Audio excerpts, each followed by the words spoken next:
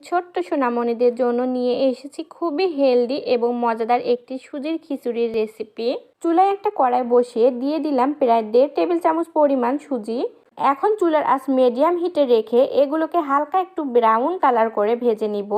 এরপর একই কড়াইয়ে দিয়ে দিলাম 1 চা চামচ পরিমাণ ঘি। ঘিটা গলে আসলে এর মধ্যে দিয়ে দিব 2 টেবিল চামচ পরিমাণ গাজর কুচি, 2 টেবিল চামচ পরিমাণ আলু কুচি, সাথে আরও দিয়ে দিব 2টা সিম। সবজিগুলোকে বেশ কিছুক্ষণ ভেজে নেওয়ার পরে এর মধ্যে দিয়ে দিব পরিমাণ মতো পানি। আমি এখানে প্রায় 1 কাপ পরিমাণ পানি দিয়েছি আর দিয়ে দিচ্ছি 1 চিমটি পরিমাণ লবণ। এবারে ঢাকনা দিয়ে ঢেকে এগুলোকে 5 থেকে 7 মিনিটের মতো রান্না করে নিব।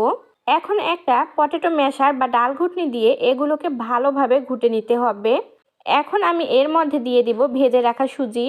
এবারে আমরা নর্মালি যেভাবে সুজি রান্না করি সেভাবেই নেড়েচেড়ে এগুলোকে রান্না করে নিব।